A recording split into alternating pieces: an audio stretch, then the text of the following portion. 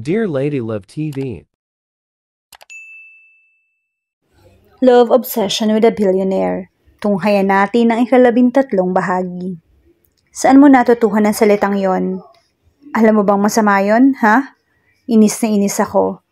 Alam ko na agad kung sino nagturo sa kanya ng salitang yon.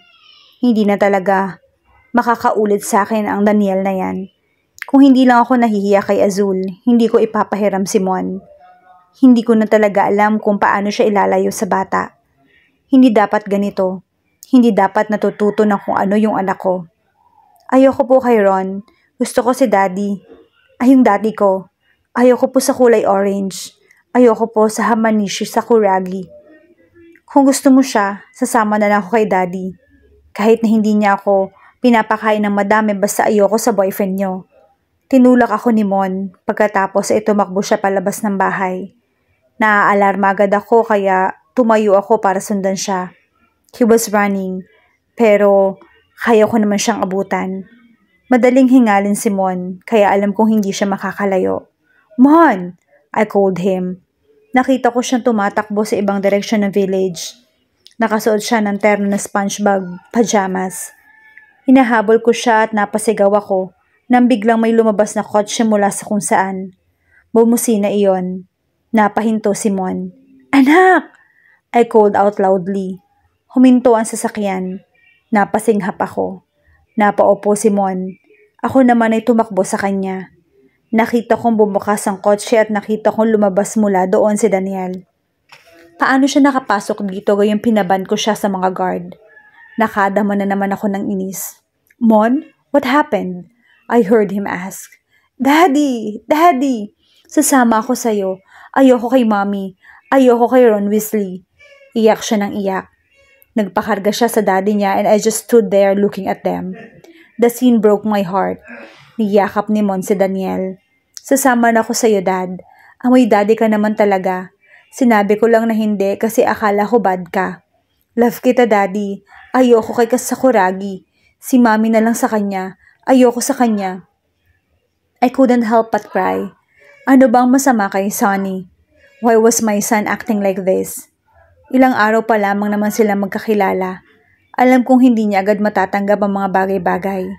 Sanay si Mon sa buong pamilya. Ganun siya lumaki sa mag-asawa. Kaya kong ibigay sa kanya yun, pero dapat si Sunny yung kasama. Mon, uuwi na tayo. Wika ako sa matigas na boses. Akmang kukunin ko siya kay Daniel, pero itinulak niya ang mga kamay ko. Dun ka na lang. Humahagulhol na wika ng anak ko. Ayoko sa kanya. Sabi niya, dadalhin niya ako sa boarding school. Ayoko kay Sunny. Nabigla ako sa sinabi niya sa akin. Hindi yan totoo, Mon. I'm sure it's just a misunderstanding. Hindi ka ilalayo ni Sunny sa akin. Mahal kita and I'm sure mahal ka rin niya. Mon, Daniel spoke. Gusto mo ng ice cream? Tumango si Mon. Kakain tayo. Kakalimutan muna natin ang healthy living, ha? Pero sa pagkain natin ng ice cream, isasama natin si Mommy, okay? Pinahid ni Mon ang luha niya. Hindi natin kasama si Ron Weasley? Hindi, anak. Ipapakuha natin siya sa mga dementors. Pinanlakihan ko ng mata si Daniel. Sinenyasan niya akong sumakay sa kotse. Sumunod ako sa kanya. Isinakay niya yung anak namin sa loob ng sasakyan. Humihikbi pa rin ang bata. Mabilis naming narating ang pinakamalapit na convenience store. Agad ding namili ng ice cream si Daniel. Hinahaplos ko lang ang likod ni Mon. Sinabi niya yun, Mommy. Narinig ko. Sabi niya sa phone. Baby, baka naman hindi mo lang siya naiintindihan. Umupo si Daniel sa tapat namin. Binigay niya yung ice cream sa anak ko at saka tiningnan ako. He looked as if he had something to say. And he spoke. What he said shook my world. I'm sorry, Ella, for everything. For not asking you to marry me. That moment in my life. Maybe I did. If I did, we would have lived a happy and a different life by now. What? Tinitigan ko si Daniel. Niloloko niya ba ako? Bakit niya sinasabi sa akin ng mga bagay na hindi naman totoo? Ginagawa niya ba to dahil sa may anak kami? Umiling ako. Hindi ako naniniwala sa kanya. Bakit niya sinasabi to?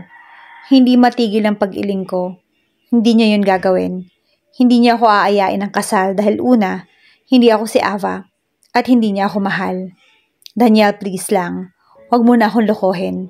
Tanggap ko na sa sarili ko na si Ava lang at wala nang iba ang mahal mo. At gusto mong makasama habang buhay. Hindi ko naman hinihingi sa iyo ang mahalin ako. Ang gusto ko lang ay mabuhay ng masaya kasama yung anak ko. Huwag mo na akong lokohin.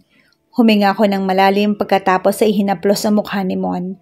Sinasabi ko sa kanya na ubusin niya na yung kinakain niya para makauwi na kami. Gusto kong makausap si Sunny. Gusto kong linawin ng bagay-bagay na sinabi niya sa phone. Hindi ko siya kakampihan. Aaminin ko at aalamin ko ang punot dulo ng lahat ng to. Nagulat ako nang biglang may inilapag si Daniel sa harapan ko. Isang itim na kaheta. Nakadama ako ng kaba. Nanginginig ang kamay ko na iniabot iyon. Napalunok ako. Binuksan ko ang kaheta at doon ay nakita kong isang diamond ring na kasinlaki ng cherry bubble gum. At may mga emerald na nakapalibot doon. Emerald. My birthstone. I look at him. Kinuha ko ang singsing at tiningnan ang loob niyon. Nakita ko naka-engrave yung pangalan ko. Yela Jimenez. Napanganga ako. I slowly look at him. Napaluha ako. Dad, magme-menopause ka na ba kay Mom? Ikakasal na kayo? Napatingin ako sa anak ko. Namimilog ang mga mata niya pagkatapos ay parang masayang-masaya na siya. Yay! Magkakaroon na ulit ako ng mommy at daddy sa iisang house. Parang yung dati lang. Thank you, Daddy.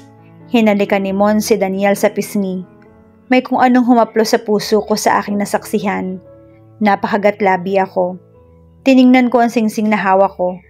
Isa na namang what if sa buhay ko itong nalaman ko. I sighed. Pinahid ko yung luha ko. What if he asked me? I would surely say yes because I love him so much back then. Sa kanya umiikot yung mundo ko noon. No anak, it's propose not menopause. Ikaw talaga? Daniel was so gentle with Mon. Kitang-kita ko yung softness ng expression ng mukha niya habang nakaharap sa anak ko. Ngayon ay lalo kong pinagsisisihan ang pagpapalaglag sa unang anak namin. Kung nabuhay ang bata, siguro nga'y mamahalin din niya ito. The way he looked at my son, he's probably thinking that Mon was the most important person in this world right now. What if we got married? Will we have a happy family? Will we still be together now? I'm not proposing to your mom, anak. Sinasabi niya mga salitang yon habang nakatingin siya sa akin. He was looking at me like a mother to his world. I'm apologizing to her for every pain, for every heartache, for all the unreturned calls, for all the canceled dates, for all the unforgotten birthdays, uneaten foods, for every single tear and shed for waiting for me. I found myself tearing up. Kung gano'n niya sinabi sa akin ito, siguro ay nagpamisa pa ako ng sobrang ligaya. Natutup ko yung kamay ko sa aking bibig. Bakit siya naiiyak? Tanong ni Mon. Daddy, pinaiyak mo si Mommy. Bigla ay naudlot ang iyak ko at napahalakhak ako ng tawa. Pinahid ko yung luha ko. I could have made you laugh like that, Yela. I could have made you happy. I could have done one guy that made you better a woman. But I destroyed you. I could have done a better job cherishing you. Hindi ko alam kung pinaglalaroan ako ng imahinasyon ko, pero nakakita ako ng luha sa kanyang mga mata. He looked away and sighed. Don't you think it's too late for that now? I asked him. He nodded at me. Gusto ko lang naman na sagutin yung mga what if sa isipan natin. Alam kong nasaktan kita ng higit sa inaasahan ng kahit na sinong tao sa mundo. At hindi ko alam kung maniniwala ka pero nagsisisi ako. Alam kong hindi mo ako kayang patawarin at hindi mo rin mapapatawad yung sarili ko, Yela. The baby and Mon. He looked down. Umiyak siya. Hala si Dad naman ang nag-iiyak. I smiled at Mon. Napuwing lang siguro si Daddy, baby. Kita mo yung vendo? Kuha ng water. Go. Umalis si Mon. Hinarap ko si Daniel. Kung ginagawa mo to dahil sa bata. Hindi ko ginagawa ito para sa kanya. I'm doing this because I owe you. I owe you a million apologies. Yela. But no matter what I say, it will never be enough for the pain you have gone through. Now, I could really see is tears falling down. Hindi ko alam kung ano yung mararamdaman ko. Isa na naman ito sa mga tutubong what if sa isipan ko. Mga what if na hindi ko na masasagot dahil hindi kami magkasama sa buhay ng isa't isa.